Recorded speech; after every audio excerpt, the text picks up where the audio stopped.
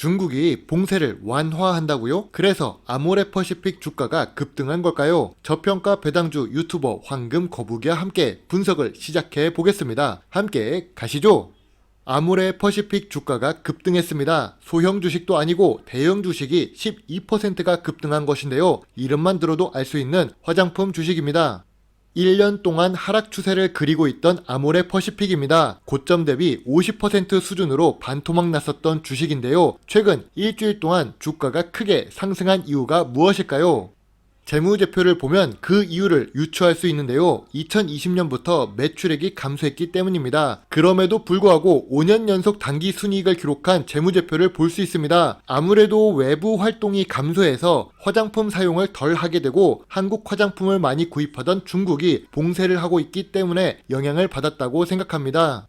물론 주식 차트를 보면 충분히 저평가 영역으로 들어온 상태입니다. 그러면서 4일 전에 DB 금융투자는 목표가 하락 리포트를 내놓았는데요. 그들의 검은 진심은 더 싸게 매수하고 싶다는 걸 돌려 말하는 것이라고 생각됩니다. 다른 증권사에서는 4분기 실적이 회복될지 아닐지도 모르고 있습니다. 그걸 알면 마법의 수정구슬이나 무당을 하고 있어야겠지요.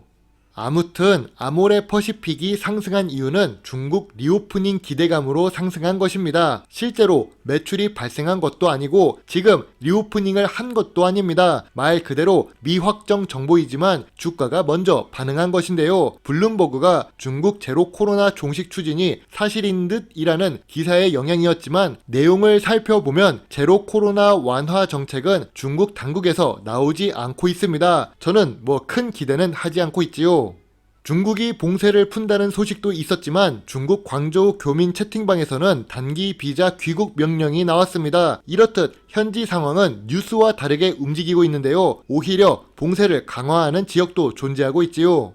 미국은 금요일 밤 기준이지만 주가가 크게 상승했습니다. 중국이 봉쇄를 풀면 인플레이션 감소 효과가 있기 때문인데요. 제가 보유한 SOXL도 필라델피아 반도체 지수가 상승하면서 좋은 흐름을 보여줬습니다. 한국 증시도 사람들이 기대를 많이 하고 있지만 중국발 훈풍은 황사 바람일 가능성이 높기 때문에 큰 기대를 하고 월요일 시장을 볼 수는 없을 것 같습니다.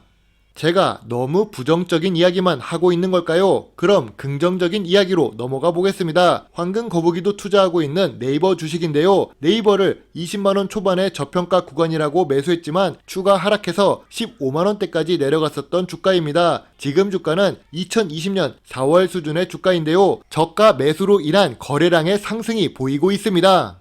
1년 동안의 추세로 본다면 하락 추세가 맞습니다. 다행스러운 점은 하락 추세 하단으로 내려왔다는 점이고 주가가 이미 고점 대비 50% 이상 하락했기 때문에 저평가 구간에 진입했다고 보여집니다. 많은 사람들이 네이버 메일을 사용하고 있고 네이버 쇼핑을 이용하며 네이버 블로그를 보는 사람들이 여전히 많습니다. 결국 플랫폼 사업은 확장 가능성이 높기 때문에 네이버 같은 경우 상승할 수 있는 종목이라고 황금거북이는 생각합니다. 장기적인 추세 상승선보다 내려왔기 때문에 매수 의견은 계속 유지하겠습니다.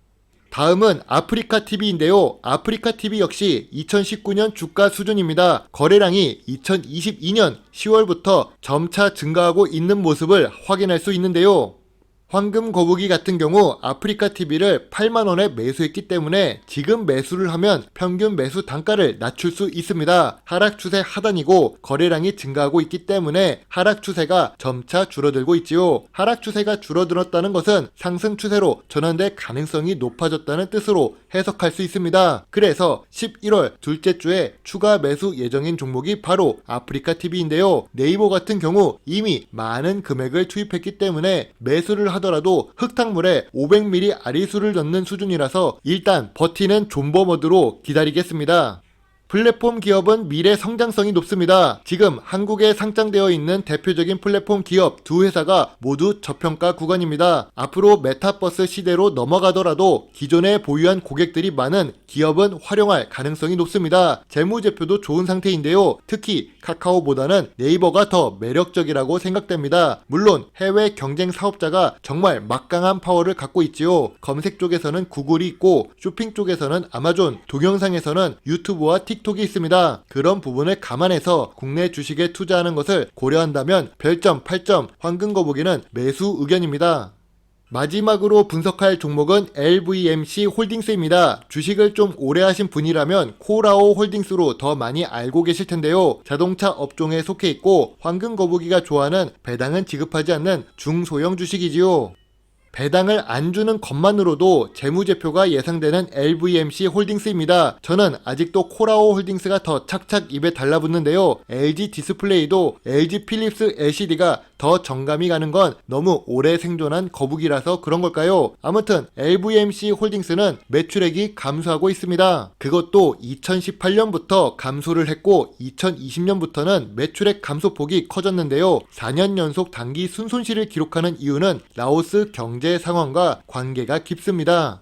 라오스는 2016년인가 2017년부터 중국의 1대1로 사업 영향권에 놓여져 있는 국가입니다. 중국에서 고속철도를 깔아주면서 태국까지 연결하는 사업을 진행했습니다만 중국 1대1로에 속했던 국가들은 한결같이 같은 결말로 돌아가는 것 같습니다. 그런 상황 속에서 관광업이 주요 경제 부분을 차지하고 있는데 2020년 코로나의 타격은 정말 컸었던 것 같은데요. 주식 차트로 보면 12년 전 상장 초기 수준의 주가 수준이라는 것을 알 수 있습니다. 코라오 홀딩스가 한때는 라오스 사람들이 제일 가고 싶은 라오스의 삼성이었던 기업이며 황금 거북이도 라오스 여행을 하면서 한번 다녀보고 싶었던 기업인데 지금은 주가를 보면 알 수 있듯이 많이 아쉬운 모습을 보여주고 있습니다.